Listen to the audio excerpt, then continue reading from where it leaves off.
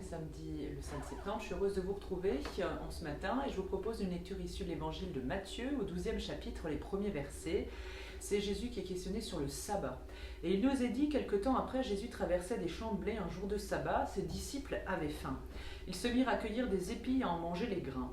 Quand les pharisiens virent cela, ils dirent à Jésus, « Regarde, tes disciples font ce que notre loi ne permet pas le jour du sabbat. » Jésus leur répondit, « N'avez-vous pas lu ce que fit David un jour, lui-même, et ses compagnons qui avaient faim?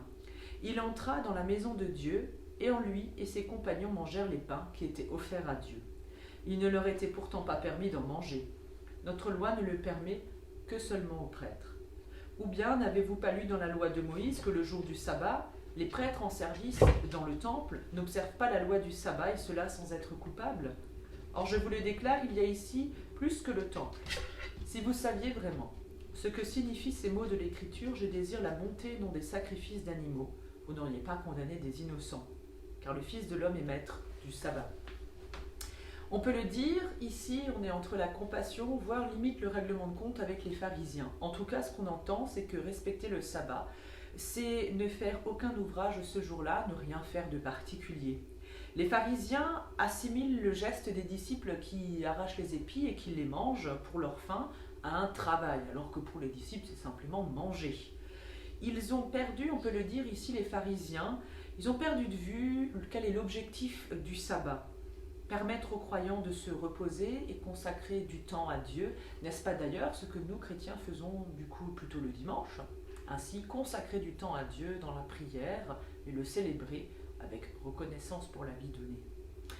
Et je vous invite à la prière, une prière issue du livre de la Société luthérienne, le courage des apôtres.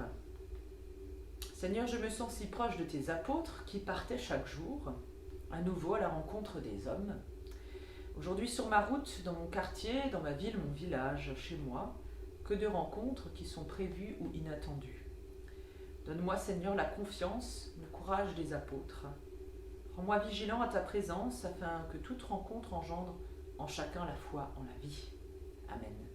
Je vous souhaite un super week-end dans la paix de Dieu et je vous dis rendez-vous demain en vidéo. On partagera un temps de célébration. Ça sera entre 10h et 11h. Et d'ici là, je vous souhaite une belle journée sous le soleil de Dieu.